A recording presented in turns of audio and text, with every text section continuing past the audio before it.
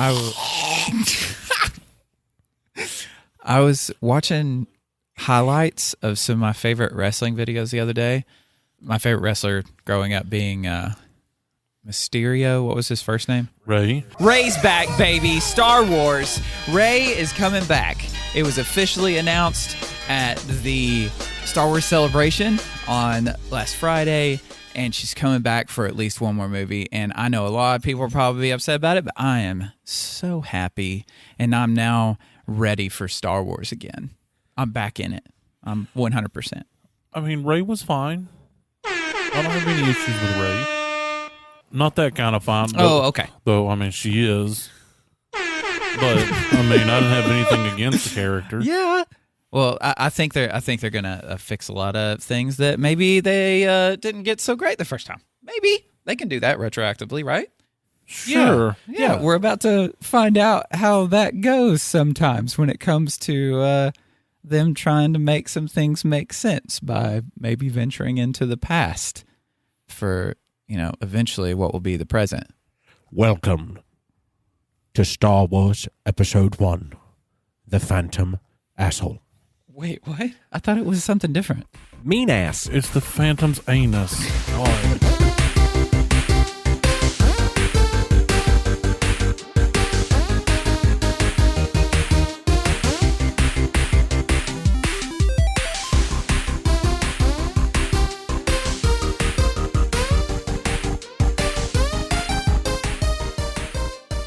Hey, everybody. I'm Dane Holland.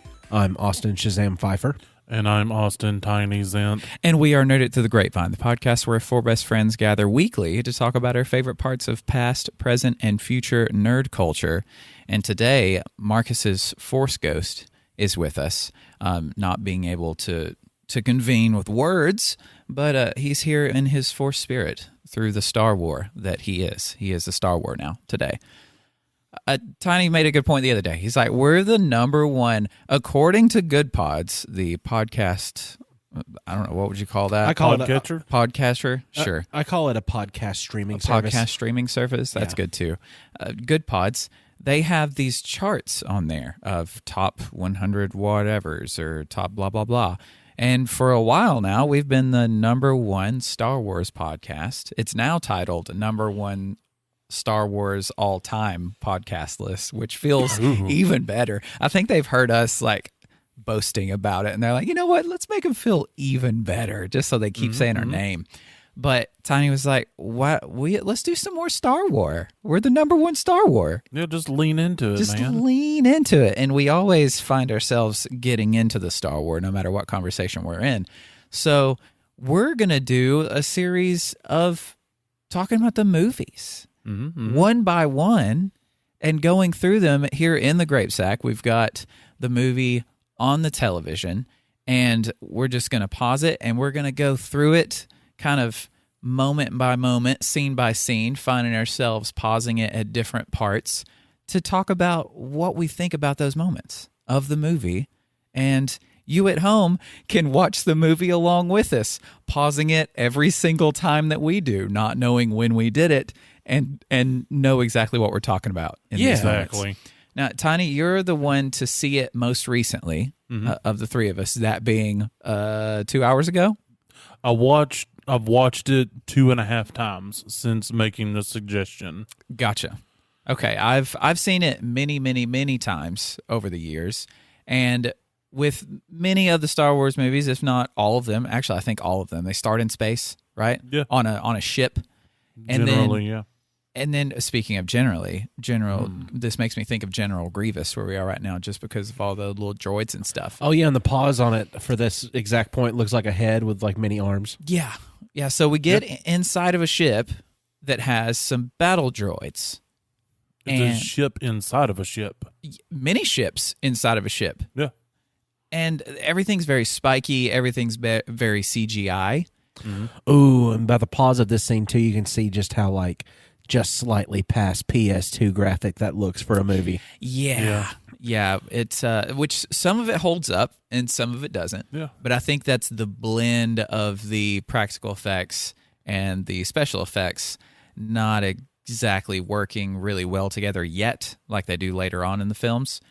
And appearing on scene at the beginning of the movie, once they get into the spaceship, we see for the first time ever Qui-Gon Jinn's character and Obi-Wan Kenobi being the younger Ewan McGregor. He's a Padawan at this point. He is a Padawan. He's not even a master Jedi. He's not even a Jedi master. He's got the Padawan braid. Yeah, and we've only ever seen old man Obi-Wan. Yep. So it was nice seeing this, but in the theater, I don't even know. You don't even know that's Obi-Wan, right? Not yet. No. Unless you paid attention, I guess. I guess there was probably a bunch of advertising and stuff.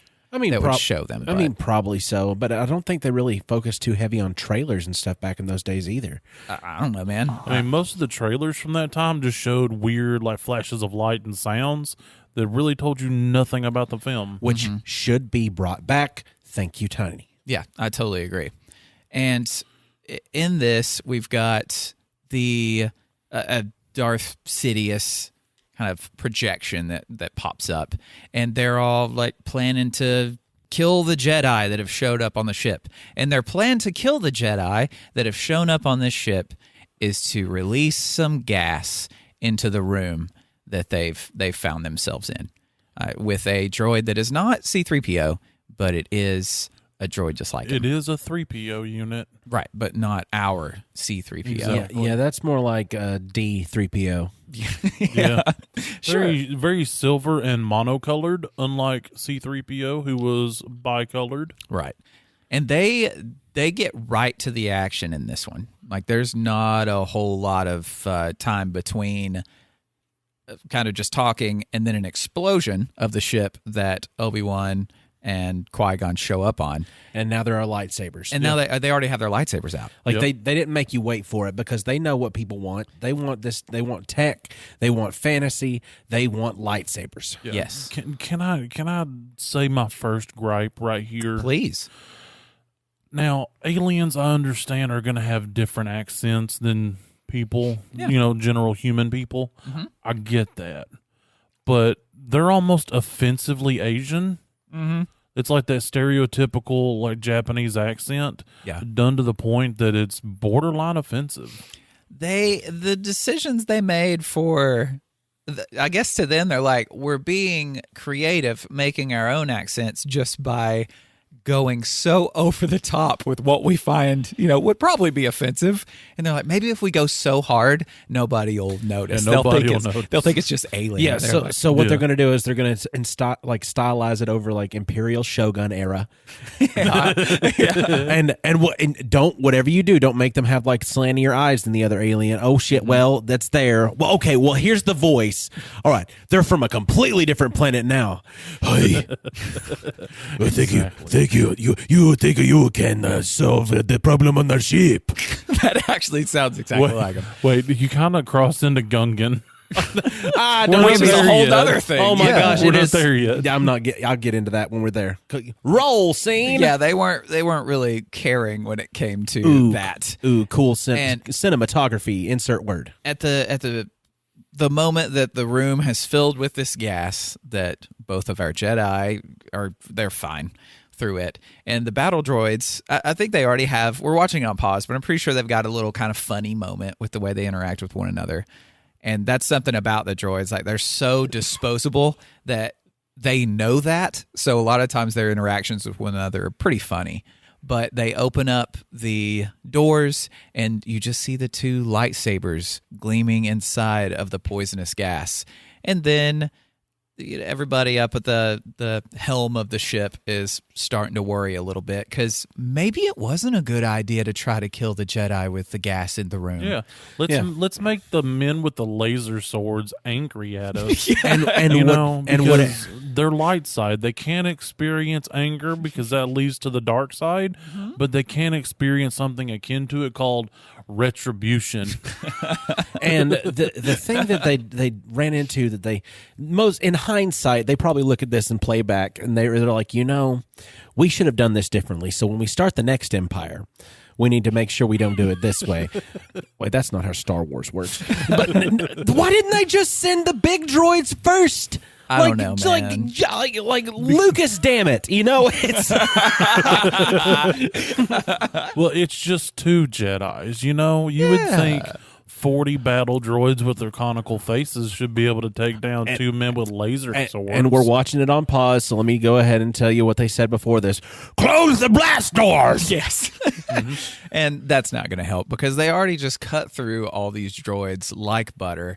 And much like a big door made of butter, they've taken their hot butter knife lightsabers and they poke through it and start cutting a hole. What I really like about this hole they're cutting through the blast door, it's not a perfect circle like you'd see in just something that's been too refined. So I do like that it's not perfect when they're cutting this hole through it. They're just improvising their way through it, obviously. Yeah.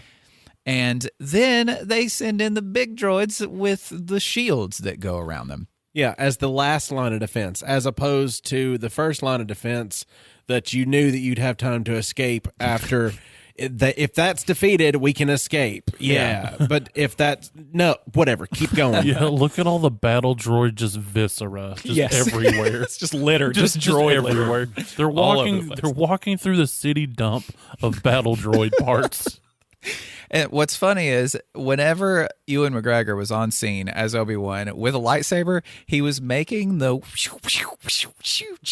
like noises as he's swinging his lightsaber. So the audio department had to edit out his lightsaber sounds that he was making with his mouth to make it seem more realistic for him. I wish there was a cut of that we could watch the whole movie. Watch just the lightsaber scenes with nothing but Ewan McGregor's audio. Yes. That would be almost as great as the original Darth Vader scenes with the Welsh guy. Oh my God. It's so weird. You will truly never understand the power of the dark side. Almost Christopher Walken, too. Yeah, like Arnold and Christopher Walken did a fusion. Fusion. Ha!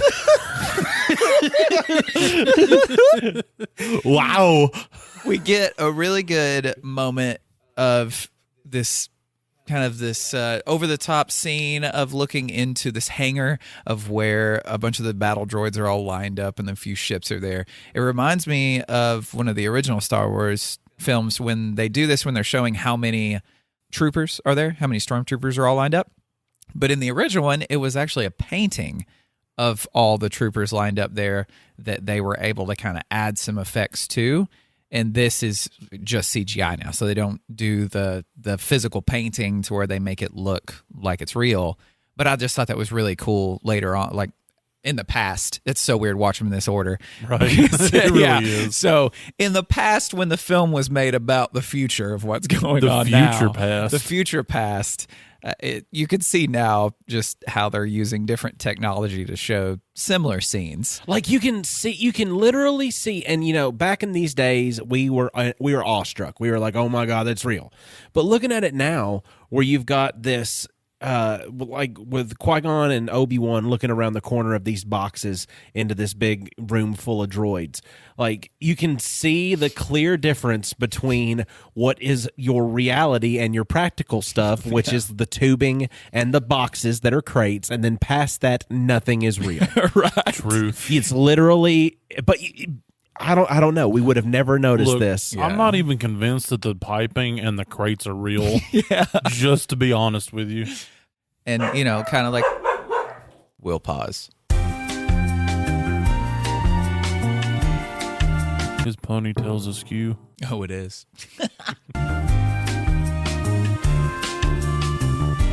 Just give him a side pony. God. Yeah, I know. Oh, that would have been so good.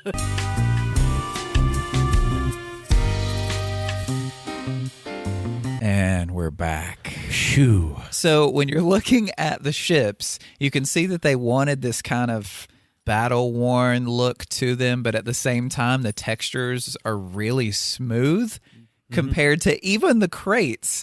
That is more of a smooth material having more texture to them just because they're real. But like you said, when we're kids watching this, you don't notice that. It just looks like a hangar full of a bunch of ships. And here is our first look at Queen Amidala. It's our first look at her. It's honestly, it's like geisha attire or the makeup kind of. Yep. Yeah. Like we were talking earlier about the Japanese inspiration of the voices for some of these characters, but also Star Wars just in general having a very Japanese inspired style to it with all the lightsabers and a bunch of that stuff. And then we're on the planet Naboo. In this specific scene right here, the bottom half of that dude's face looks awfully familiar. Like Very distinctive jawline, you know? that is very, very strange. yeah, and look at how his fist is like not quite clenched, like he knows he's got some anger. Now, one thing to note about Queen Amidala, Okay. she speaks like a robot through the entire movie. Mm-hmm. You know, there's very little inflection. I understand in the beginning she's wanted to remain neutral. I don't know what the director was thinking. Like, you know, maybe if she speaks in a very neutral tone, that'll lead credence to the fact that she wants to remain neutral. However, she sounds like a robot. Maybe she is a droid. Maybe they went that. Maybe that's something we didn't know. Maybe they could retcon it. Maybe Amidala is a droid. You missed the donut ship. The one bite taken out donut ship. There it is. I bet when they were designing their ships, they had their, the whole spread of everybody that just had breakfast. They're trying to keep everybody's spirits up and their sugar high. And they're sitting there, they've run out of ideas. And one of them just, after the bite of the donut, looks at it and went, "Oh my God, We can make this a ship." And then And they're here like, you are. And they go, "Wait, but it's missing something." So they sit it on the table, and somebody drops a donut hole that's slightly undersized into the middle of the bite taken out donut. And everyone They go, clapped. "Perfect." Everyone clapped. The day was over. It was the intern Bradley, and he decided that he was going to see if he still had the skills, so he shot a ping pong ball. And by God, it landed. Honestly, though, a guy named Bradley that would be really good at beer pong looks like he did the graphics for that scene right there. like seriously, Mid Journey version 2 could create better CGI than that at this point. We'll just call it Bradley. No offense to Industrial Light and Magic, but Or Bradley that worked there. there's probably a Bradley that's like one of their main long-term guys. They're like, "These motherfuckers called you out, Brad. What are you going to do about it?" I get a letter from Yale that's a cease and desist. Like, how dare you misrepresent Bradley this way? But who designed the face ship that we're looking at? I don't know. Here we have. Was it his brother Jeffrey? It's a family business. Here we have Qui-Gon. Okay. Oh, yes. Horrible pause. Horrible pause. Yes. Oh, God. Beautiful pause. Misa Bada boy, Misa Qui-Gon. He's so horny, Qui-Gon. We are so close to finding ourselves to the Jar Jar, but leading up to Jar Jar, we have Qui-Gon, I think Obi-Wan's around there somewhere, running through the woods as Running from face ships. as animals and the ships are coming at them, and then he falls forward. Qui-Gon falls forward and finds himself in a very suggestive position. It's very sensual. Very sensual. Look at Jar Jar's face right now. He's going, ooh. Yeah, Because we can't he's give the into it. distress sound that he's giving, because from this angle, his one eye is closed, one eye is open, and his mouth is in a circular pattern. He's going, "Ooh." I'm pretty sure he's experiencing a stress response. I think so.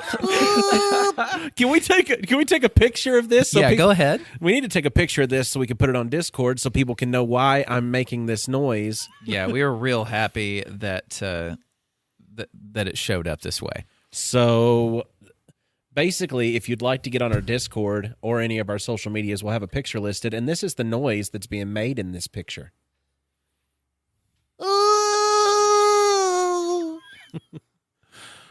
It is. One should note that he has one eye open and one eye closed. Well, So he's experiencing true bliss. Well, no, I just don't think that he can trust anybody. So even in his like deepest moments of passion, he's got to keep one eye looking, like one eye open. I mean, that makes sense, especially when you have such large gaping sinuses. Did you get a good picture Yep. of it? Okay, excellent. And then we have Jar Jar officially joining the Star Wars crew that is Qui-Gon. and he's just walking along and already annoying the ever-living piss out of him. And then Obi-Wan gets to be a part of that new trifecta of friendship as well. We have to note that the ponytail is now in a southerly direction. Yes. It's less southeast, but more south. And still not a side ponytail. Still not a which side pony. we now need in the Star Wars universe. Jar Jar is just wonderful. Just look at him go. Oh, man, they did a great job. He has a circle mouth so often. So often. His teeth are way too smooth for what I would like them to be. And he's just showing our boys where they need to go. He knows the lay of the land. This is his home. And he's going to have them go down to his people, which he got in a whole lot of trouble with his people beforehand. So he does this epic dive into the water. And then Obi-Wan and Qui-Gon put on these awesome breather things. That's just this super simple little thing they put in their mouth, and it's got these two little chambers on the side of it that let them breathe under the water. I mean, I'm not going to lie. I want one. Yeah, me too. They're awesome. And many things are created from fiction and from sci-fi, so Now, maybe we'll get those soon. I will say some of the city shots are actually pretty epic. They really are. The underwater city, where we have a pause right now, looks beautiful. Yes. Yeah, I really like the design of it to where everything is Bubbles. separated by these large bubbles with cool, kind of exoskeleton structure to where they're all connected under the water for them to be able to go about their business and not be wet. Yeah, it's almost like an organic looking structure. Yes. That plausibly could be under the water. Yeah, totally into it. I really like it. And they're shaped like bubbles. So- I mean, that makes sense, right? So the Gungans are basically just like Jamaican elves. If you look, Yeah. If you look at their structure, you look at their technology, you look at the way that they act, Jamaican elves. Yep. I think that's what they were going for. And I like how the soldier ones have Ninja Turtle-esque masks. Yeah, they do. Oh, that's cool. And then we get the flabbery jowled leader of them, which I totally forgot his name. Boss Nass. Boss Nass, thank you. But he's totally not into our boys or Jar Jar at all. I just want to know why the council looks so different than the other Gungans. Because the council right here that we're looking at with Boss Nass, they almost look like frogs. Whereas the Gungans, not so much. That is strange. He's got a short snoot. It's probably superiority of races is what they're showing. Possibly. They may breed them for such. Like there was some kind of civil war that happened or something. In this moment, Qui-Gon just looks like he's just done with their shit. And so is Boss Nass. He's just done with all of them. And then eventually we find ourselves letting them leave, which I didn't realize how long this scene was. Okay, so they head out in a ship, and as they're going and moving through the water, you know something's about to come up. And it turns out it's a big old giant fish. And then eventually, while the chase is going on, it gets eaten by a bigger fish. And then Qui-Gon says, There's always a bigger fish. Yeah. This movie is laden with just memorable quotes. Yes, memorable quotes, according to the internet. And Truth. And the thing too, as you're going through scene by scene, skipping, the thing that I noticed is a lot of this movie is not as much what I remember, because I remember a lot of these things happening. I remember these things popping up, but I also remember that it felt like 17 hours in the desert when we get to the desert. Oh, yeah. So, yeah, it feels like a really long time. And then we get this contrast of them being underwater, and then it pops back up to the overworld, where a lot of the droids are forming, and they're coming for Queen Amidala and her whole situation. Yeah, the city that they're in right now almost has like an ancient Roman feel. Yeah, it does. You know, lots of columns, lots of vast promenades, statues, that whole trees, just that very whole palatial feel. that whole Caesarean section back there that you see that has sorry? I think that's different. Oh, I'm sorry. I think that's a different thing. I'm sorry. Yeah, that's where you get pizza from. But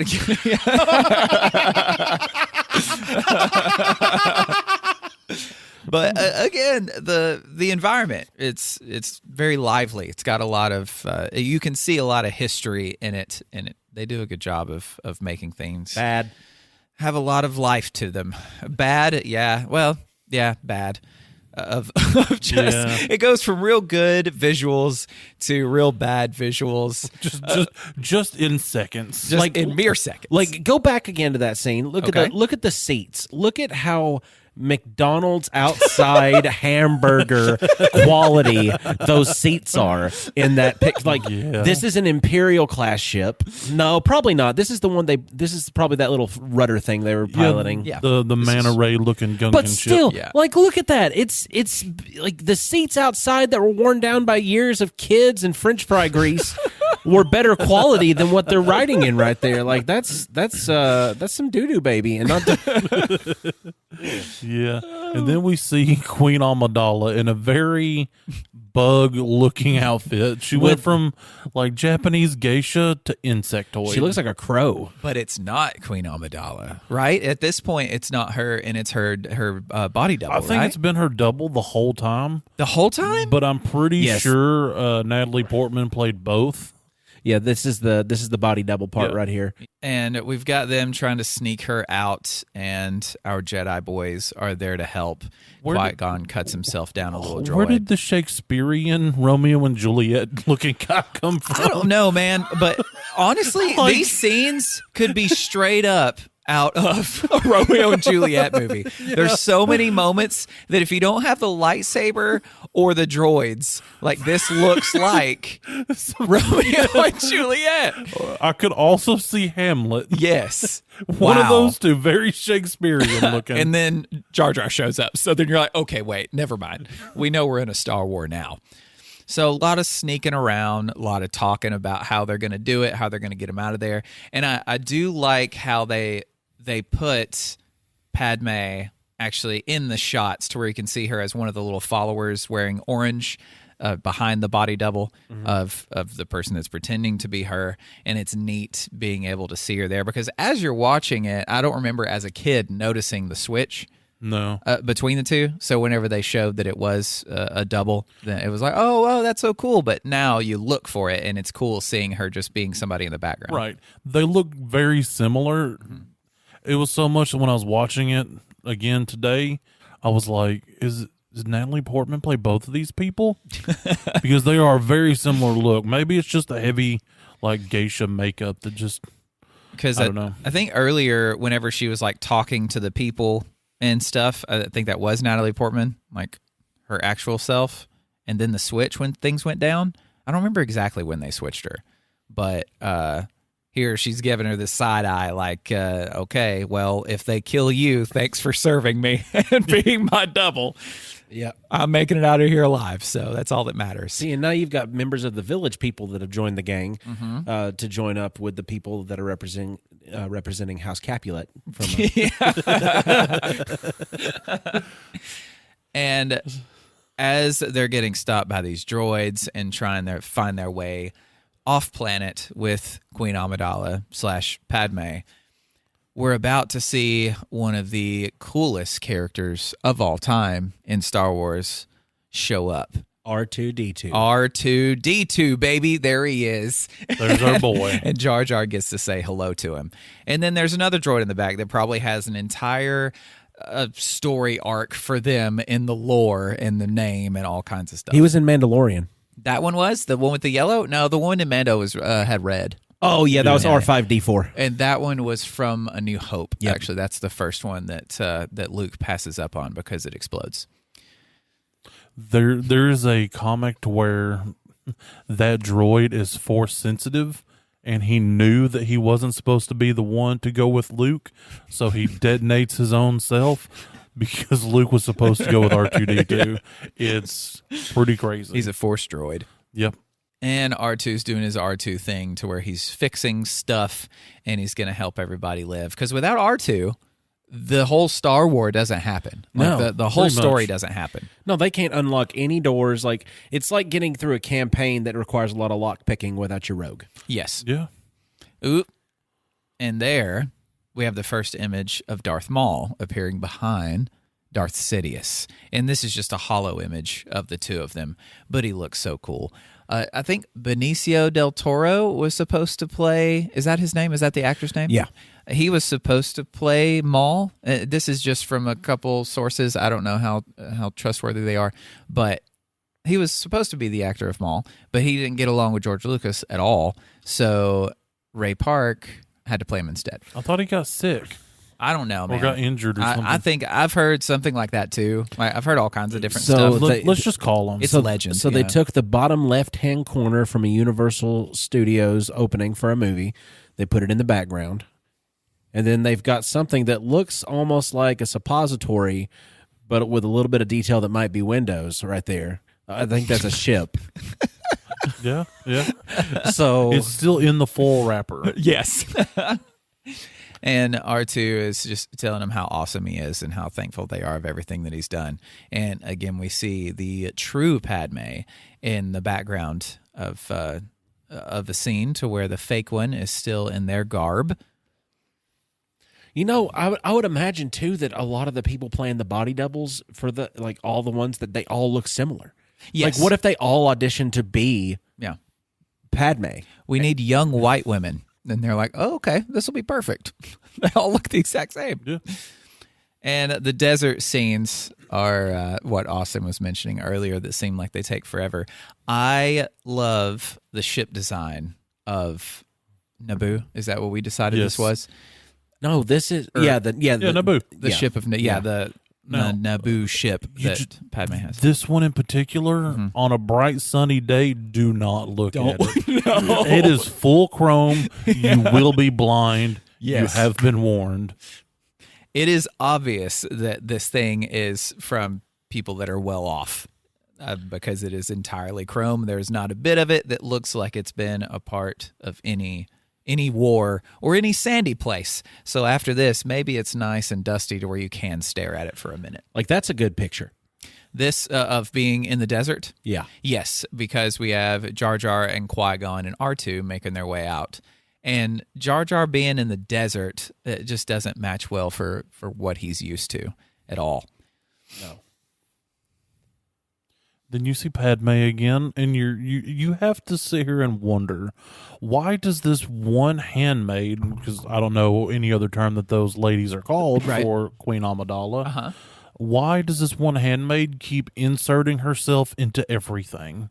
Because she's not yet revealed herself as the real queen, but she's always there in the midst of the action. I wonder if Qui-Gon Like, knew who are the whole you? time. I think he knew, right? Did Qui-Gon know? I think Qui-Gon might have known. I don't remember. He never really says. We're about to be introduced to one of the main bad guys of the entire Star Wars franchise, and you just don't realize how crucial he is. Just like R2-D2 was introduced in this movie, and none of this could happen without R2-D2.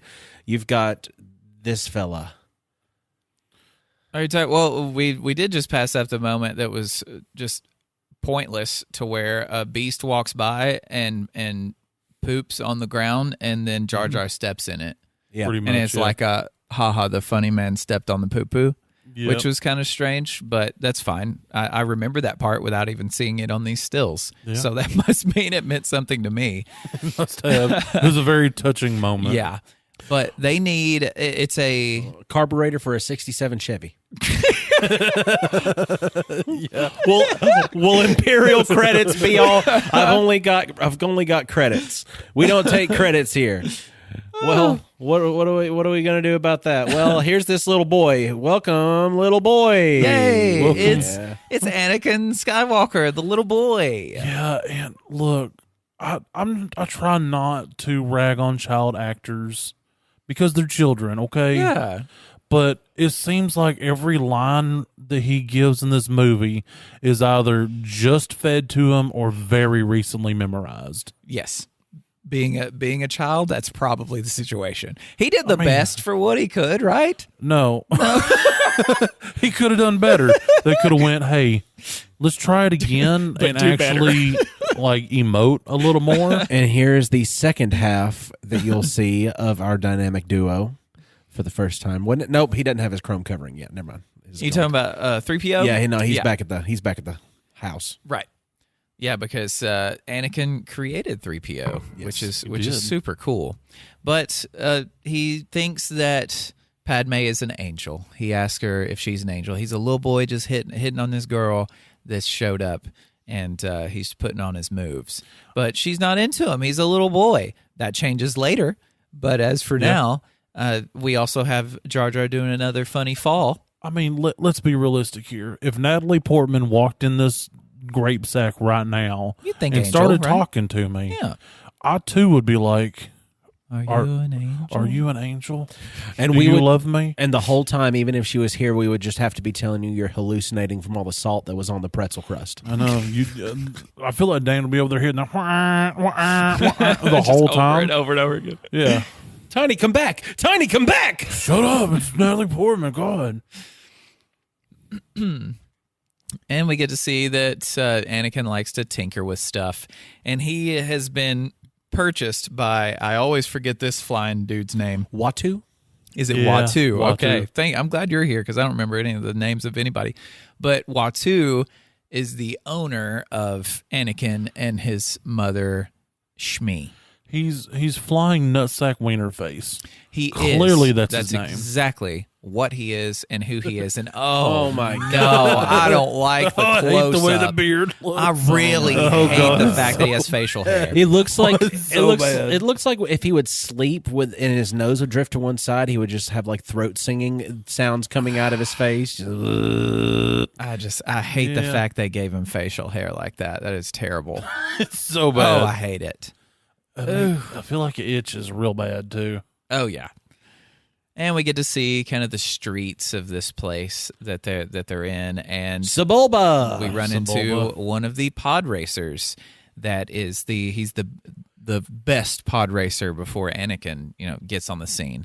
But he's kind of a jerk because he was mean to Jar Jar and he's mean to Anakin. He's just mean to everybody. And Anakin just got this smug little face like, you don't know me. You don't know what I got. Yeah, but the thing is, he even admits shortly before this that he's never even completed a race, much less won one. Nope. And he's so cocky, like, Sebulba, I'm going to get you this time. I do like that character trait of Anakin being consistent because even as he gets older, he still has this cocky, like, no matter what situation I get in, it's fine.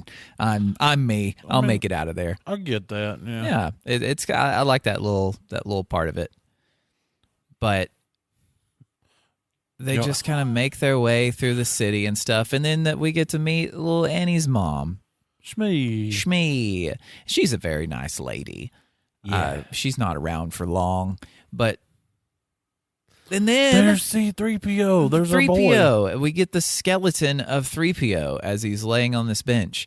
And it's funny that also hanging in the air behind him is that little it's a handled scoopy thing that you use with a little plastic ball, and you throw the ball back and forth with that little scoopy thing. Unedited. Well, they just painted it silver. It probably was that color. Yeah. No, I mean, that makes it futuristic-y Yeah. and robot part. Wow, I said that weird. Yeah. That makes it futuristic-y and like robotic looking because it's silver. Yes, but it's so cool seeing that Anakin at the young age that he was able to program and create a droid. And then whenever we first meet Luke later on, he's like got toy airplanes and stuff and making like little sounds and things. Like he's playing with toys. It's just really funny the difference between them two whenever they were young. And even Luke later on is twice, if not three times the age of Anakin at this point. Yep. Probably more like twice. Yeah, But- Anakin's a full-blown genius. yes. And his son ends up being like a dirt farmer. Well, Yeah. I mean, Luke had traits of genius too because he did a lot of things like his dad. He was a tinkerer. Did you see him fix up 3PO and R2? It's true. He fixes the thing that his dad made Yeah, before. That's just so exactly. cool that he ends up with the droids that his dad once had. That's called a legacy. That's nice. I like that. And I was going to say something about this back here. What was it?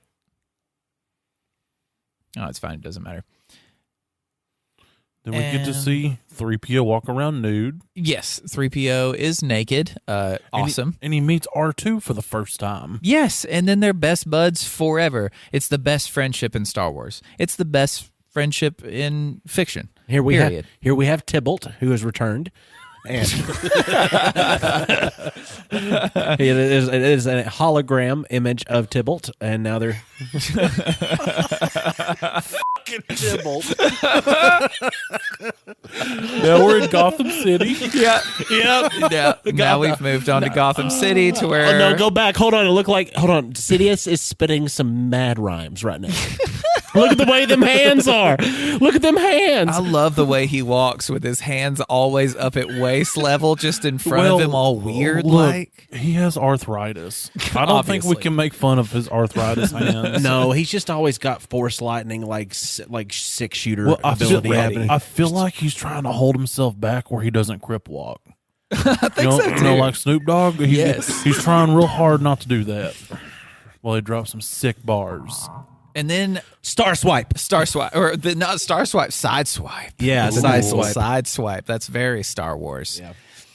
And then it's this back and forth between Sidious and Maul in Gotham City, talking to one another about their devious plans, and then back to little Annie and his newfound family, as well as his mom, and now they're planning on what to do and how to get out of there. Does Maul ever actually talk throughout the movie? He has 3 lines, and he also blinks 3 times. I know he blinks. Yeah, he only blinks 3 times though, because he hated the makeup. It was so uncomfortable, and the contacts that he had to wear for it was the worst part. So every time he would blink, it hurt. So he blinked as little as possible. But then he was like, actually, this will add some neat kind of like, menace to the character. The fact that he only never blinks. He only blinks as many times as he talks. I feel like it would hurt as much to not blink as it would to blink. Oh, that's a very good point. So he's basically like, well, podcasting is very dangerous, and podcasting is very dangerous. Sorry, funny. Pod racing is very dangerous, and it doesn't seem like a human should be able to keep up with the reflexes. Now this is podcasting. He said, "No, come over here with me, little boy. I know we're strangers, but put your finger in this hole." Oh, and this is where they're like, we don't accept Republic credits or whatever. Yeah. And then Qui-Gon's like, I'll give you this dope ship. How about that? This cool ship. I'll give you this cool ship for this child. It's not mine, but you don't have to know that. He's like, basically, I just want this kid. Qui-Gon knew in the Force that it was meant to be. Which Qui-Gon's always been like the most connected to the Force, I think, of any Jedi that we've been with. And of all the things to happen in the original trilogies, one of the most controversial is about to occur. And what was that? You'll see. Okay. Instead of the Force being a mystic power that just so happens to flow through everything, Lucas decides, hey, it should just be bacteria-style shit inside of our body that only happens to those that are Force-sensitive, and that's why they're Force-sensitive, because of these things. They're called midichlorians. Later in the movie, Qui-Gon says that midichlorians are part of everyone. In everything. But the people with the highest concentration are Force users and Force sensitives. So he has to know his blood content. I don't know. I don't know. He just has to do a saturation check. Where mitochondria is the powerhouse of our cells. Oh, there it is. What everybody knows about mitochondria. Yep. The only thing anyone knows. The midichlorians are the powerhouse of the Force. Star Wars. Yeah. Did cells. he just mispronounce mitochondria? I think so. Is that what happened? Yes. Oh my gosh, midichlorian, mitochondria, it's so connected. It's the powerhouse of the franchise. And we see Annie building his really cool little pod racer buggy, and Jar Jar does another funny where he gets his head in between the little arc reactor thing in between the 2 turbines. Okay, I do really like the design of the pods for the pod racing. It's really cool. Plus, the game on N64 was the absolute best. Too much time. Loved it. Too much time on that game. Way too much time. And if you pause it on a moment to where there's supposed to be a lot of, I don't, what would this be? Energy coming out of the turbine. Yeah. It doesn't quite look like what it's supposed to be. No. And this, another meme moment of, it's working! Now, I will say, I have a motorcycle and I do like ape hanger handlebars. And so that makes me appreciate the fact that this pod racer also has ape hanger handlebars. I think it's because he's a child. Look, Because if you put a grown-up there, I think they're about Wade's level, right? maybe, but see the hump behind his head? That's to protect the Yeah. rider's head from the wind. That's true. So I feel like the capsule in which the pilot, which Yeah. I'm going to use the word pilot for this, Well, yeah. sits is scaled down for that of a child. Yes. Well, I mean, it is a custom job. So he did build it just for him. He built it in a Naboo sweatshop, Tatooine. a Tatooine sweatshop. We don't know the planet. We know planet Whatever names. planet we just this don't know where is. they are. It's all the same. It's all a Star Wars. It's all a Star Wars. There's another mysterious ship that just arrived on the planet with a hooded figure, but the ship that when you saw it originally, it looks like a TIE fighter. Ish. Yeah. A lot of build up to the pod racing situation, and then we see the pube face of what's his name again? Can we also appreciate Qui-Gon's serape? Or is it more of a poncho situation? I think it's more of a poncho. I think Jedi are very partial to poncho. You know, whenever they're it in there. looks cool. Yeah, I mean, like, I'm into it. Like, no cap, I kind of want one. I don't know if I use that slang right. You might but, have. You know, You might. Someone out there just went right by with them, and they're like, "Yeah, that's normal." It is on fleek. Yeah, well, Oop, I too don't know far about that back. one. I Too think far you back. went Too far, you too went far. beyond the threshold. Whenever they were actually making the crowd of people for this race, they used little Q-tips and they colored the ends of the Q-tips and they slotted them in these little places. So whenever you get the far off view of the model that is the big arena kind of looking thing, it's little Q-tips that are colored different things. And I think there's even a Lego figure in there somewhere. Just a little did you know. I did not know. Don't know why I know, but now everyone else does.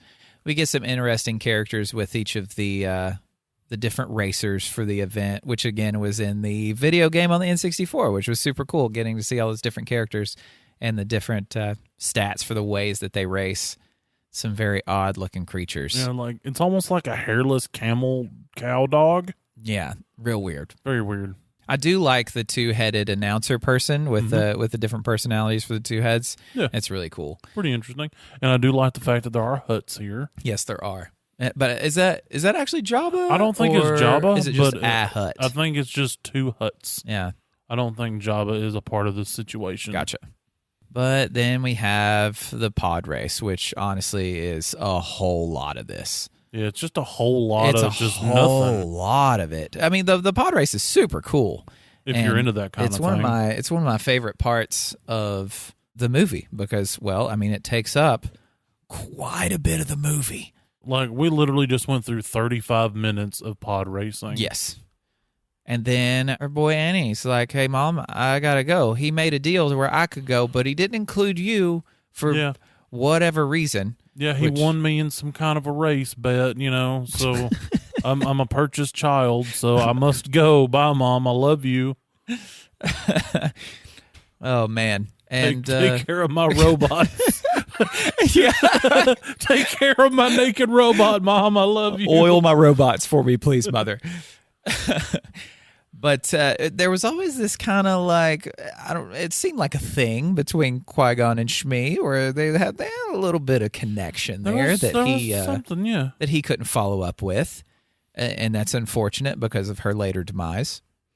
I feel like they could have dabbled. You They know? could have done Like, I mean, he could have just went, "Hey, you know, I'm gonna try to buy your kid and you. Yeah. So, you know, how about we just kind of just Let's be a family. yeah." And one of the funniest little scooters in Star Wars is It's like the moped of the speeder bikes. Yes, Darth Maul's little moped is really funny. We get him fighting Qui-Gon in the desert, and Qui-Gon narrowly escapes this time. No spoilers. into the chrome ship. Into the chrome ship as they make their way out of there. As they make their way back to the Capulets and Montagues. Yes, that has been taken over by droids. Why does he have elephantine feet? Jar Jar? Yeah. With as goofy as he walks, he's got to have those big things down there to keep him upright. He should have had like big like webbed feet, but that looked elephantine. Yeah. Yeah, he should have web feet, you'd think, for Yeah. the swimming and the stuff. Yeah. And we're back on Gotham during the day, which I think is Metropolis. So we're on Metropolis. This time is definitely Metropolis. We're on Metropolis as everybody's gathering with one another, and then you've got fake Amidala walking with Palpatine. This part of the movie, honestly, is very just fine. skippable. It's just fine. See, she's back in Padme's back in her garb. She's back taking on the role she's supposed to be, talking to Palpatine. She doesn't really care much for him, and he's got his little moments of sneaky things that he says that we're like, ooh, I know what he's up to because we know that he's Sidious. Mm-hmm. And now we're in the Jedi Council where we get to see the one and only Samuel Louise Jackson. Yes, I don't know if that's what the L stands for. It might be. It could be, but we also get to see in the back before him a super long neck fellow, and he's interesting looking. Yes, his head is literally 4 heads and 2 shoulders higher than everyone else, and he's seated. It's a Q-tip head. It's very graceful, and to be a Jedi with a neck like that, how do you not just cut your own neck off from? Just accidentally just trying with to a lightsaber. go about, But I just feel like you're at a huge disadvantage in all fights when your weak point is the longest and most protruding part of your whole body. And then there's Yard Gnome Man. Yeah. He's got the opposite situation where how are you going to hit him? You can't hit him. Look how long them fingers and fingernails are. Dang. He's got claws. And it is great seeing Mace Windu. And one of my favorite Jedi of all time, Plo Koon, which I don't think he has a line in any of the movies, but you see him in the Clone Wars. Talks once, maybe twice. Gotcha, but he's so cool looking. He's just the coolest looking dude, and gross looking if you get real close. Yeah. But Mace is always very questionable of things that are being presented to him, like them bringing Anakin into this situation and Qui-Gon letting him know, the whole midichlorian deal with him. And Mace is like, I don't like that. They're like, he's too old. He's like 6, but he's way too old. Yeah, just give him a shot. And here we have the big chamber of all the council members speaking and stuff. And you do see E.T. at one point during this. He's in his own race. He's in his own little contraceptive case looking pod. Yeah. But it's neat to have that little Easter egg in there.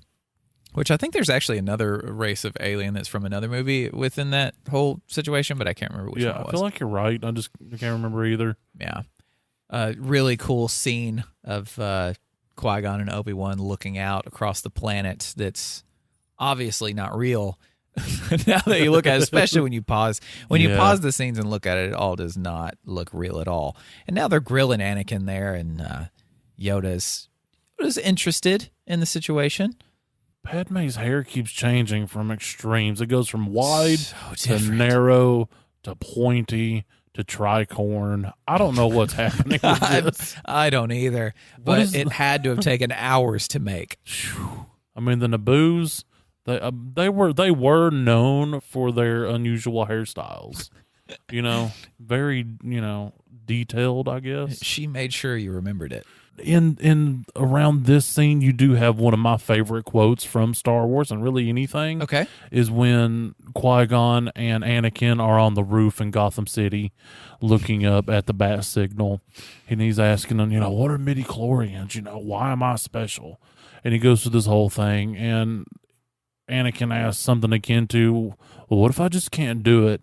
And Qui-Gon says, your focus determines your reality. And in a lot of ways, that's one of the truest statements. That's Star Wars speaking truth. Yeah, that's nice. Directly to you. That's cool. That's a cool part to stick with you.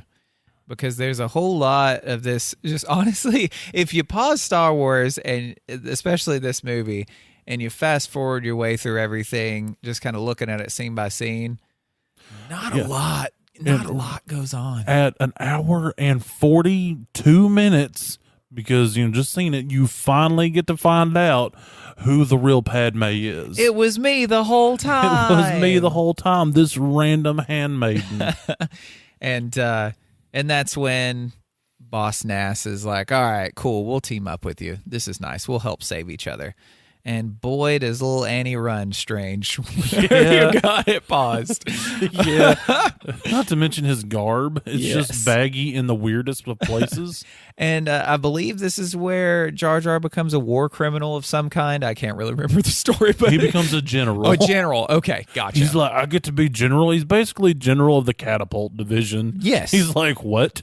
The sounds that some of their catapult things and weapons make are really neat too. Yeah. But no one knows that that Sidious is Palpatine. No, you can't tell. No, you can't look at the bottom half of someone's face and know who they are. It's actually the bottom 2/3. Yeah, it's so much face. So much face and nobody figures it out. I do like the Gungan war, like weapons and stuff, but I think it's because it's more of a tribal kind of feel to it, and I like that versus the machines. Right. I do like that. I do not like the face tentacle facial hair, though. No, anything alien with facial hair, not into it. No, it all looks just so just off-putting and makes me a little queasy. Yeah. Oh, I hate it.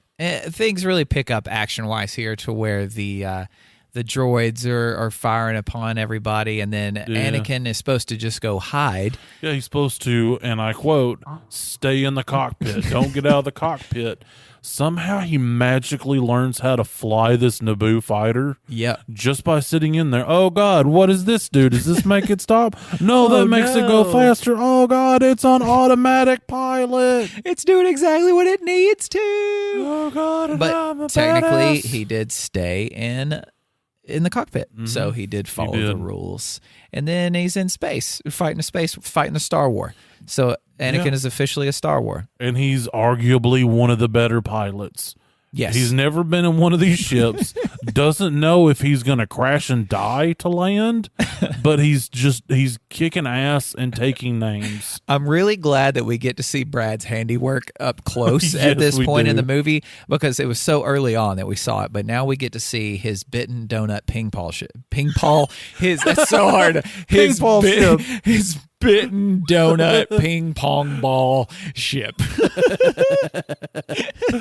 Good job, Brad. Yeah. And it is neat seeing all the droids be all scrunched up and released from their ships. I want to know what bird those giant feathers come from. I don't know. That feather is 10 feet tall behind these Gungans. Yeah, that thing would be terrifying. Yeah, how did they kill the bird to get its feathers? That's what I want to know. I want to see a movie about that. Maybe it gave them to him willingly. I mean, maybe. Maybe they're actually parts of those weird camel-looking things. Maybe. But the war is going on out there, and then we have Darth Maul show up, and all hell breaks loose, and some of the coolest music to ever exist, just in general, ever. Oh yeah, this movie has one of the most amazing scores. It literally cannot make fun of it. Nope. Yeah, we can make fun of pretty much every other aspect of this, but seeing Darth Maul light up both sides of his lightsaber there in that room as the doors open is absolutely epic. Yep. And then one of the greatest fight scenes ever occurs that is also something, if you watch it a few times, you start to realize how much of it is unnecessary, like the flips and the spins and the twirls, and it's all it's very choreographed. Oh yeah, highly.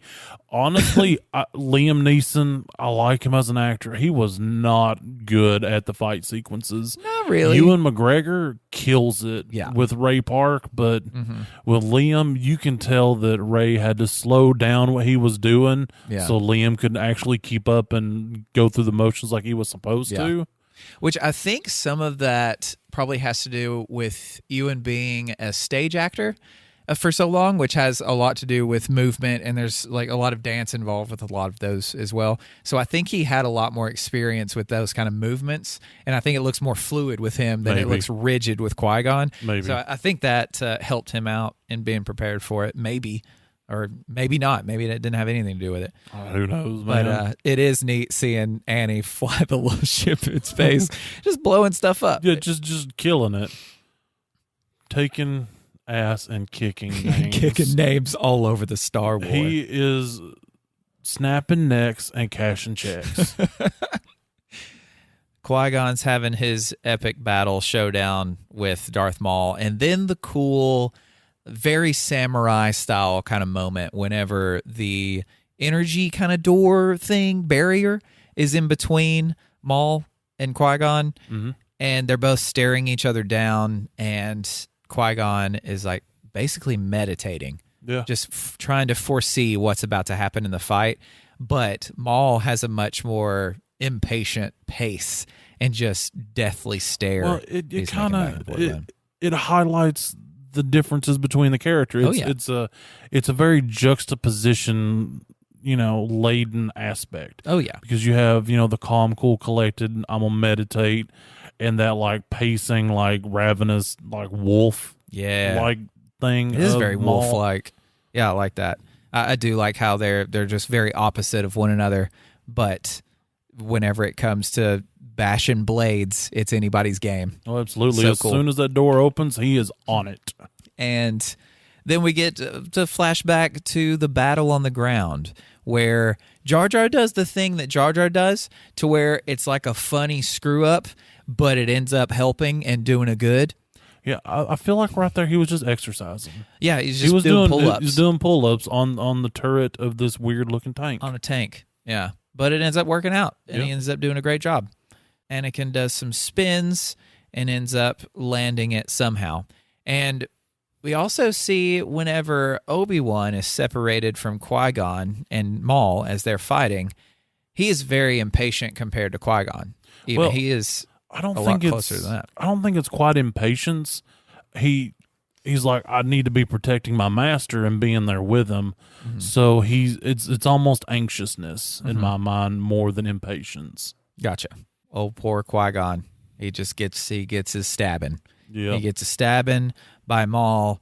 And then Obi-Wan, just out of rage and anger, is attacking Maul. Mm-hmm. Like you see the light side has moved aside for that moment for Obi-Wan, and he is purely attacking out of rage and revenge, which he does get by cutting Maul in half and kicking him down a hole. Okay, I need you to actually play this little portion just for a few seconds. Okay. Because you're going to see one of my favorite things in the movie. I love seeing little bloopers that make it through the edit.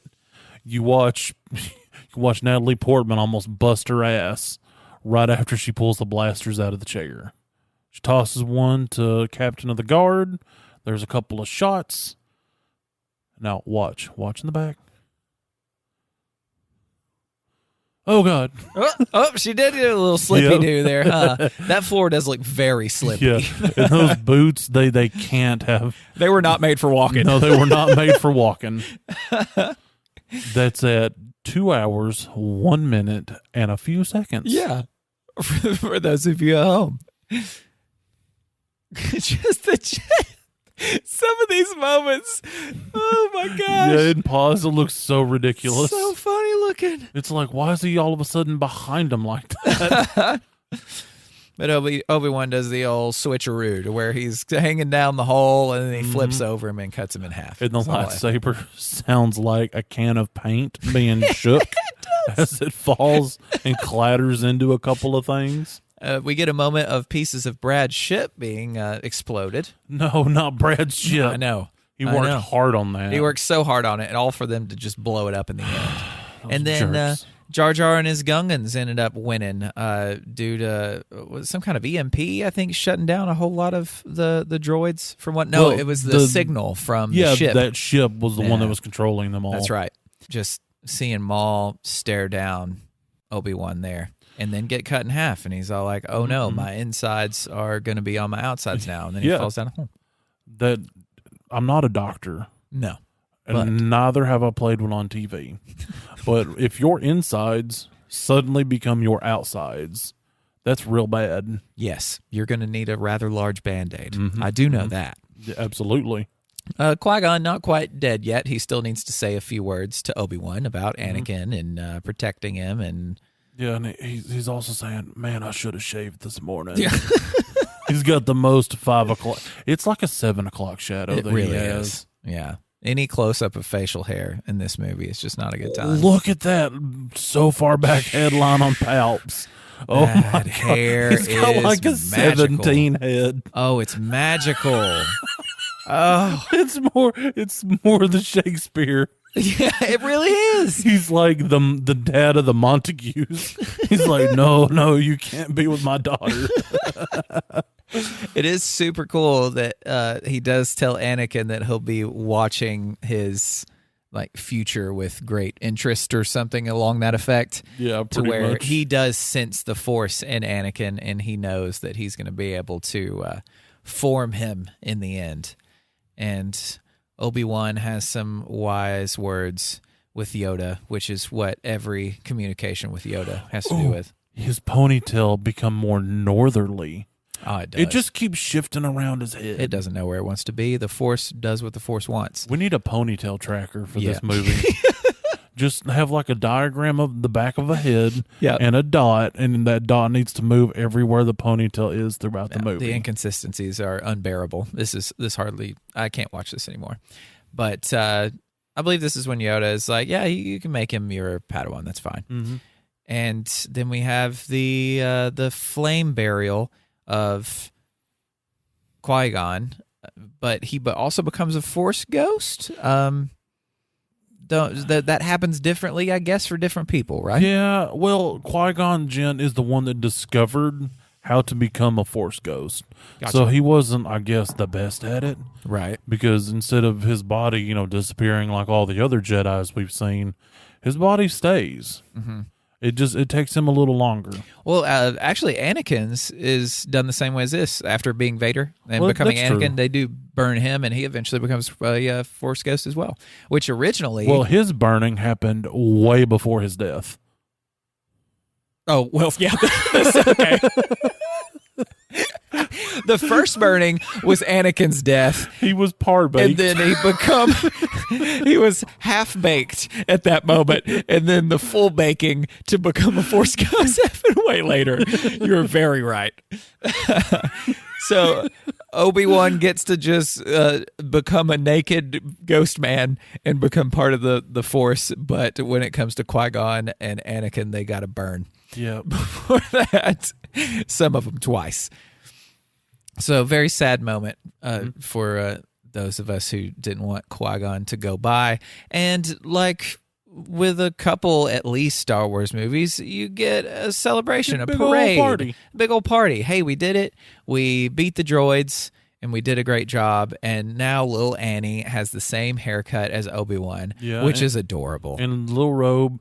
Now, I would hate to be one of the people that work in the city, as like the street sweeper people, because there's so much confetti they got to sweep up through these vast promenades. I mean, like this scene Covers the right screen. here, look how much there is. Yeah. It's like Mardi Gras is happening. And then Jar Jar does another funny and does his deal, and everybody. Oh, and then they Padme awards A spark ball. a spark ball. You know the little electric balls. You touch the little spark ball. And Tesla coil. The Tesla coil. Thank you. Obi-Wan's staring off into the distance, and then roll credits. Yeah. And he's, at the very end, you notice he's lost his Padawan braid. Because he was awarded the rank of master Yes. at the end of the movie. Yep. Which he deserved, He did. even though he only could get it because Qui-Gon had died. But they were going to give it to him anyway. Yeah, they were going to give it They give anyway. to him anyway. Annie will never get it, but, No, but Obi-Wan no. sure does. So I don't know how that was for you listening to us go through the movie, but hey, I'm sure a bunch of you have seen it so many times that you know the exact scenes that we're talking about, and you can follow through it in your head. And now I'm sure some of the things we've mentioned, you'll never be able to watch it the same again. Exactly. Like seeing the weird pube hairs on the alien floaty nutsack wiener face man. Ooh, boy, was that awful. Yeah, it was. Jeez. God, watch it. Oh, it's so bad. Like, they're so thick. Oh, I hate it. The hairs are almost vascular. That's how large and thick they are. They're like the size of my pinky, and I've got a very large pinky. Not if you a know fan. me at all. Not Yeah, a not a fan. So the prequels, they're as films, they're terrible, and as the dialogue, mostly awful. A lot of it real bad, but I still love them. Yeah, like if you just look at the story and just pull the execution part out of it, the story is really good. You know, it's that whole political, convolutedness that everything is going towards nowadays, like, Game of Thrones. Yeah. I mean, it's not as convoluted as A Song of Ice and Fire, but it has that kind of feel, which is intriguing. Mm-hmm. They just really they dropped every ball that they had. They had 7 balls. They dropped all 7. But we're here to pick those up. Yes. And cherish them. We're going to pick up your balls balls and dust them off and put them back in its sack. Thank you all for picking up the balls and putting them in sacks with us on this episode. Oh, we lost Austin halfway through it, but that's fine. He'll be back next week when we can. Are we going to do the next one next week? Or we're just going to string through all of them. Man. Excellent. Yeah, we're going to do this for episode 2 next week. So I'm sure we're going to find plenty about that one that we enjoy too. But thank you for whatever app you're listening to us on. There's probably a 5-star thing. If you could click that 5th star, it would make us feel so special. And then if you could write something nice in the little comment section, I think iTunes has that. I don't know if anybody else does. But after you do that, if you click on the little Redbubble link, you can get a t-shirt or whatever with our logo and some other stuff on it. It's really fun. And it would be really cool to see somebody that I know or don't know wearing our stuff out in public. And we're on Twitter. And what are the other ones? Instagram, and Facebook. I think there's a Facebook too, at Nerd Grapevine. You just pretty much in any social media network, just put at Nerd Grapevine and you'll find us there. Interact with us. We'll have fun. We talk about a lot of things. And if you do see someone with vascular facial hair that's as thick as Tiny's pinky, I guarantee it to cause you some. It will definitely cause you some discord. I mean, it hurts so bad, especially as a large bearded American. It just really hurts me. But in the show notes, there will be a link in the description that will take you to our Discord server. You should come in there and you can talk to us. You can go, man, I really hate that y'all are going through all the Star Wars movies, or say, hey, I really love that. We'll talk about it, and I'll hold your hand, and it'll be okay. Some of you are going to love this. Some of you are going to hate this, but we love all of you. We have fun. We have fun, and we're here to provide entertainment. We love every one of you. So join the Backyard Bonanza. There's memes. There's everything, and I've yet to hear from anybody want to play Starfinder. But if you do, hit me up. I'm gonna say this for like another 2 to 3 weeks, and we'll see where that goes. But we're on Discord. We're live, uncut, uncensored, and irrevocably circumcised. And we're also on YouTube. You can find us on there. There's our podcasts. We're going to put some other stuff on there at some point. There's some game stuff happening. Just follow us on all the followable things. You'll feel good about yourself and about us if you do. And Dane, what happens when life gives you grapes? I will run through the jungle with them as I'm being chased by the local fauna. It's fauna. Fauna. Flora is the flower. Flora is the vegetation. Fauna.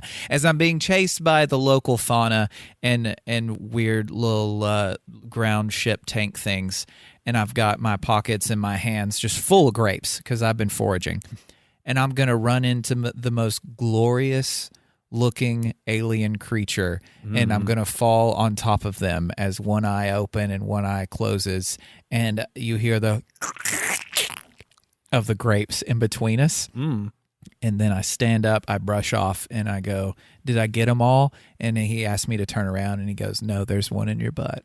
Whoa. Yeah. Did you know I was going to be able to bring it around there? No, I was waiting. You're like, where's the butthole come in? It kind of sounds like it's prolapsed. He had one in his, too. He did.